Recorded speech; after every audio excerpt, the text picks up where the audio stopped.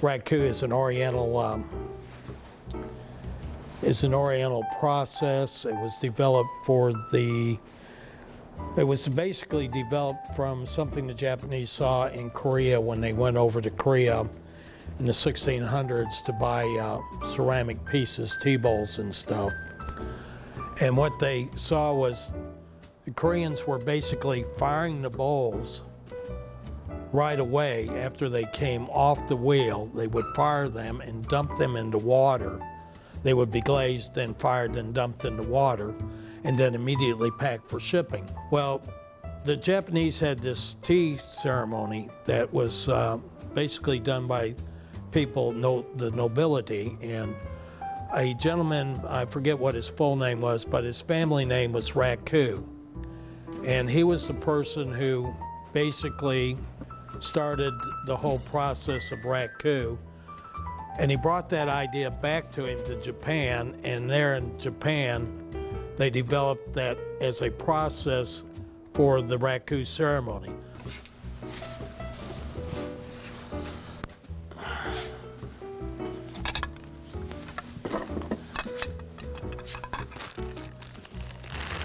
The only time you get rough with the clay is when you slap it on the wheel head, hammer it down, and at that point you think, hit me, beat me, show me you care, make me write bad checks. You treat it gently like you would your girlfriend.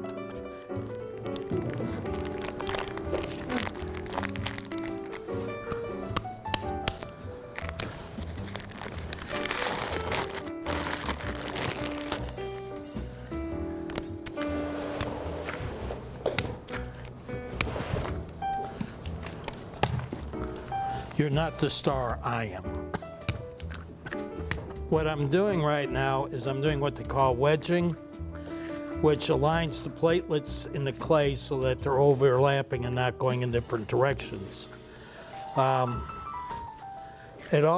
wedging also works out in the air bubbles that might be in the clay. I usually do this about 100 times just to get everything in line, get the clay manipulated right where it's feeling good. And then when I get that to that point, and you're wondering how I can count and talk at the same time, I'm not a Texas Aggie. Then what I do is I sit here and I stand here, and I roll the clay into a cylinder. And then what I'm going to do here is I'm going to pat the bottom and the top, and then I'm going to do this. I'm going to give it a point.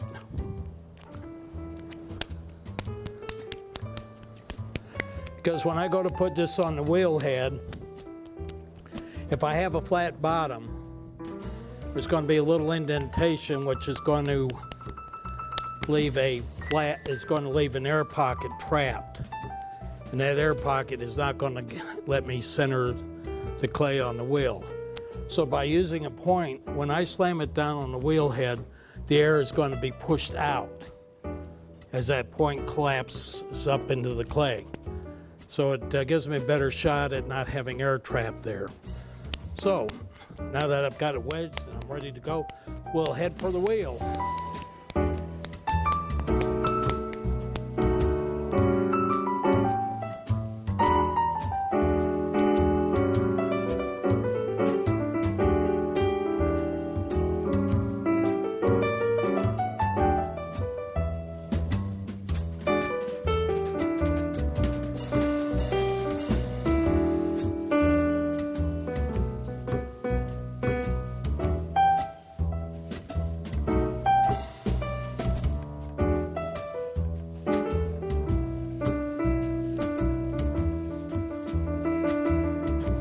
Now, for those of you, an interesting side note, if you've ever heard the terminology Tinker's Dam,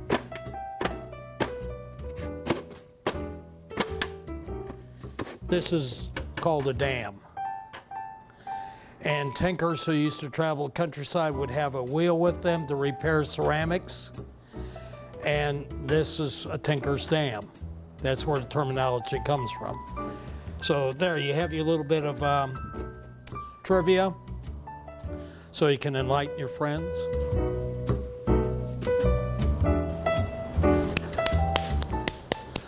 Okay, I'm going to attempt to throw a bowl. I've got about 3 pounds of clay here. I'm using a white base clay that in the bisque firing will fire up kind of a pinkish color, but in the final firing cone 10, which is a cone 10 firing goes up to 2340 degrees.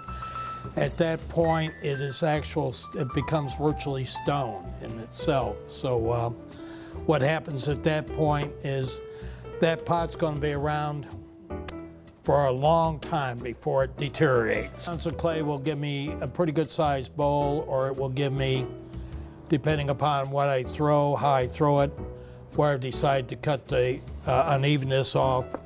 I can have everything from a bowl that size to a bowl that tall. Okay, now here's the part where I really get to slap the clay around a little bit, and because I want to make sure it sticks itself to the wheel head, so when I start using water to create a slip, it doesn't wind up sliding off the bat.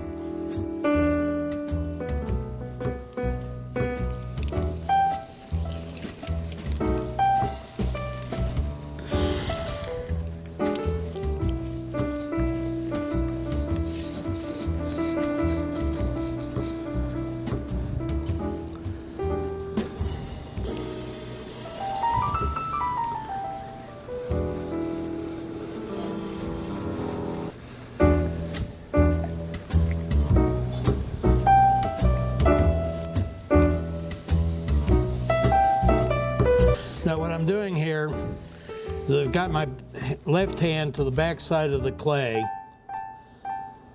and I'm using my right hand in front of the clay to basically locking my elbow into my hip, and I'm leaning forward. I'm using my upper body weight, not my strength, my upper body strength, but the weight of my upper body to push the clay into round. My left hand is there to stop the clay. My right hand is there to push the clay in with my weight. Once I've got this clay centered, and I usually come back in here and I do this, which helps me to establish a point up here on top, that's the center. That's where I'm going to start opening up this clay, so the walls eventually will wind up being the same shape, same thickness all the way around.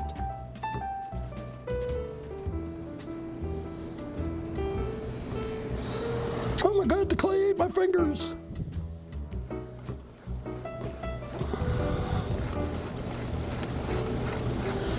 Now I've opened this clay up, and I'm using kind of a J shape to my finger to push the clay in, and I'm creating a ledge underneath, about halfway down. And to the outside, I'm going to create a ledge down here at the bottom, where I'm going to use my fingers on the outside, my thumb on the inside, to start pulling this up. Now when you pull up, you want to pull towards the center of the bowl. My nose should be right over the center of the bowl, and I want to pull up and inward, because centrifugal force, if I don't do that, centrifugal force is going to throw the clay out this way. You want to, all ceramics, basically thrown ceramics, start with a cylinder shape. I use both hands to pinch the clay, and I start slowing down the wheel head, and I'm pulling up, matching the speed of the wheel. I don't want to pull too fast, and I don't want to pull too slow.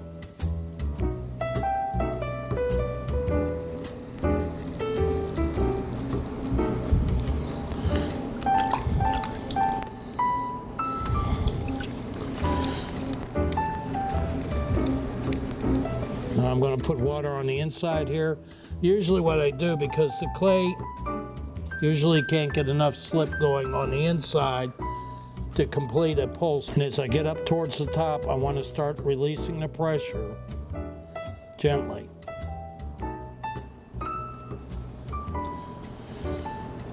Now the key to pulling as you're pulling up is to remember to breathe.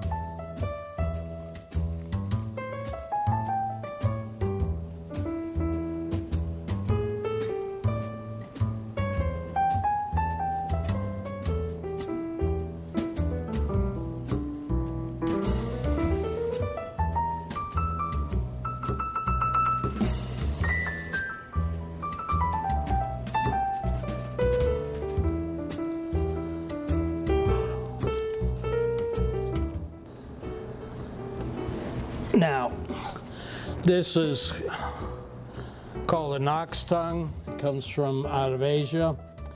The reason why it's called an ox tongue is because looking at it this way, if you've ever looked at an oxen, their tongue comes out like that. The Orientals call it an ox tongue. I call it a J-stick.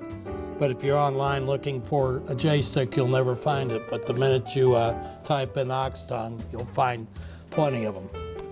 I use this basically for in the bottom where I want to kind of widen the bottom out a little bit, and also for pulling up some of that clay in the bottom out.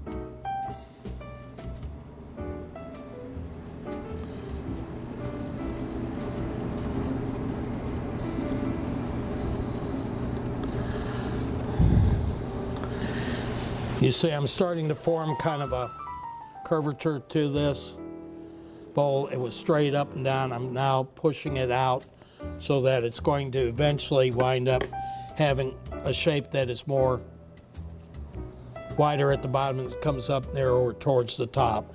It's this shape is basically based on some of my studies of Native American pottery and stuff, and it really winds up having a very elegant shape to it.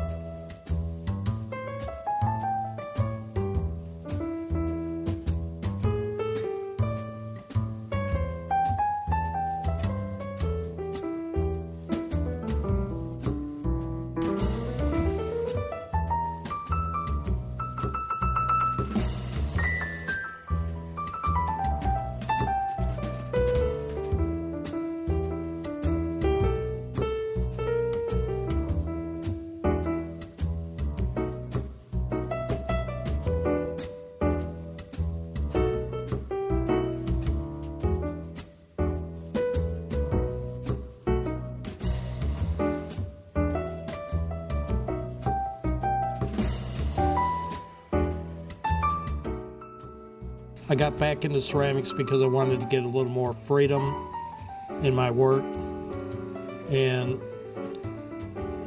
I feel I have that now where I'm able to create what I want to create for my own enjoyment, and hopefully the enjoyment of other people who buy it for the creativity that's in it. As part of the process, too many people, I feel nowadays, have lost that creative spirit. What concerns me most is the advent of clay printers in the business. I lived through that in the advertising industry when we went from doing things by hand to doing things on a computer. And I think what happened, or has happened, is that we've lost the ability to do things with our hands.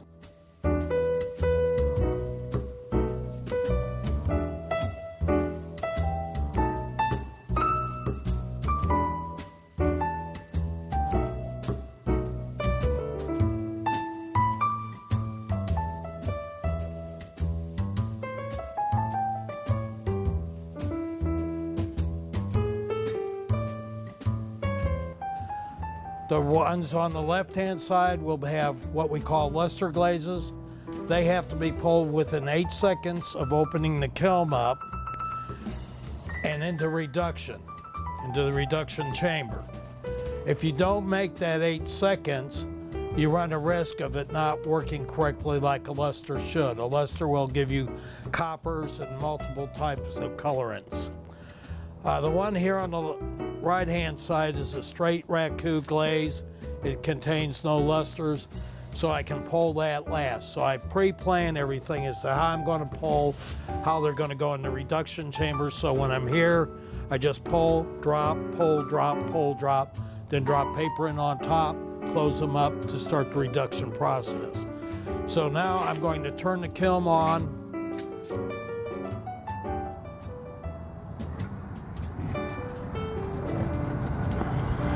I'm going to go ahead and close the kiln down because it's been preheating for about a half an hour to drive out any moisture that might be in the glazes or in the clay, so that does not expand and blow the clay up in the kiln. Now what we will do, Raku is basically a visual thing. You look through the portholes here on top of the kiln to check the glaze, whether it's bubbling, whether it's got a sheen. If it's bubbling, you haven't reached temperature. If you're starting to develop a sheen, you're getting close to temperature. I usually do a 3-hour firing. Everybody says I'm crazy for doing that, but the results I get with a 3-hour firing versus a 1-hour firing is tremendously better. The thing that I do by doing this, I bring the temperature up slowly. I come out about every hour for the first 2 hours, and I kick up the gas pressure, which increases the heat inside the kiln. Towards the end, I will use what we call a barometer, which is a device like this to make sure that I'm close to temperature, because I've got to hit that temperature and not go past it. Ceramics, which I studied when I was in college in the 60s. The instructor, Mary Becker, one day said to me, we're going to do Raku, so get a bowl and here's the Raku glaze, go ahead and glaze the bowl and we'll take it out and fire it. Well, we went out, we fired it, I pulled it, I put it in the reduction chamber, and what I pulled out was just so ugly. I mean, I was totally angry. I told Mary, I said, Mary, don't ever ask me to do this again. It's a waste of time, it's a waste of glaze, and it's a waste of money, and a waste of my time. Well, about 2 weeks later, she comes to me and says, Ralph, let's try this again. So I said, okay. I'd finally gotten over being angry.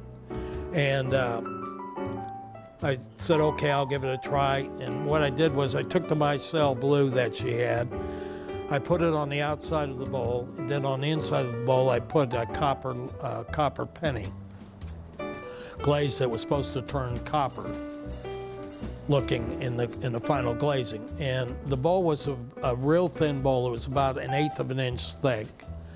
Took it out there, I fired it up, pulled it, put it in reduction. When I pulled it out of reduction, the copper glaze had leached through the clay to the micelle blue, and it set up a swirling pattern of copper intermixed with this turquoise blue, and the blue also had lavenders and yellow ochres in it. It was just absolutely gorgeous, and I was bitten. I became addicted to Raku. I became addicted to chasing that color, chasing after it, like I want to recreate this. But the knowledge is that I will never be able to recreate that pattern or that look ever again. It's a one-of-a-kind single.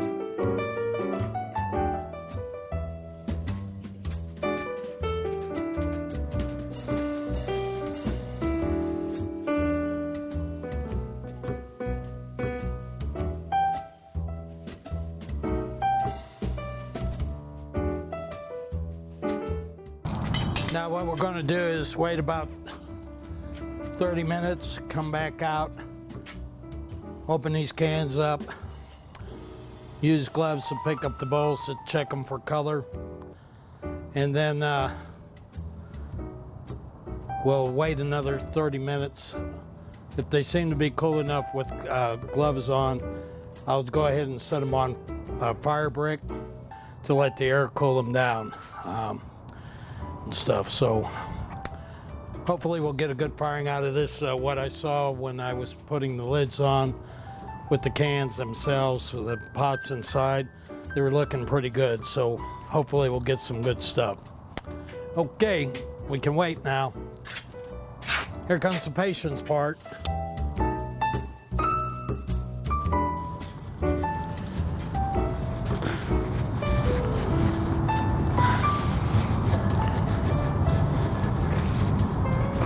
Well, that's going to be nice.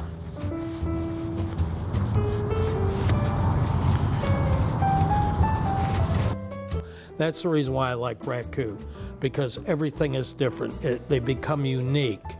Even though the shapes may be the same, my foot rings may be the same, the way I sign it may be the same, they will never be the same in the final coloration. So that's the reason I like Raku, because I never know what I'm going to get. It teaches the students one thing. It teaches them to become accepting of what they get.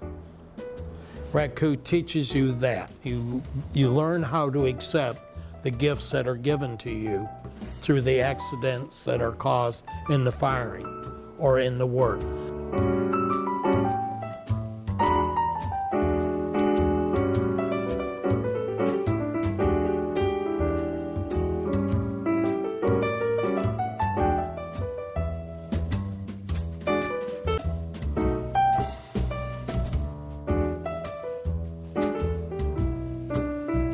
I airbrush all my glazes on in Raku. I find that using airbrush, I can get some really nice effects by overspraying certain colors on top of other colors.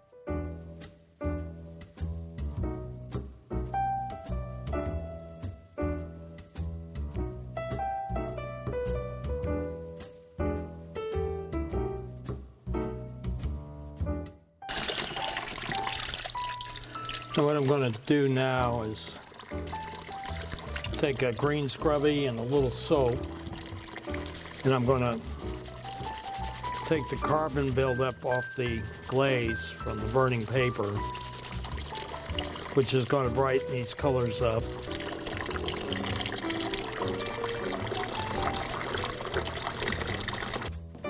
So I go out there with an expectation, and I'm pleasantly surprised about 95% of the time. The other 5% of the time, I stand there and look at it and go, boy, Ralph, you really blew this one. It's, I get disappointed, but it's like one of my instructors one time told me, he said, look at it in 3 days and take a look at it and then make a decision on whether it's successful or not. I'm very satisfied with the outcome. I'm part Native American, and I do believe in the process of that I'm just a facilitator. The clay is going to be what it wants to be. I just facilitate that happening. Once I get into that mold, I am one with the clay is one with me. Something magical happens and something comes out of it that I wasn't expecting.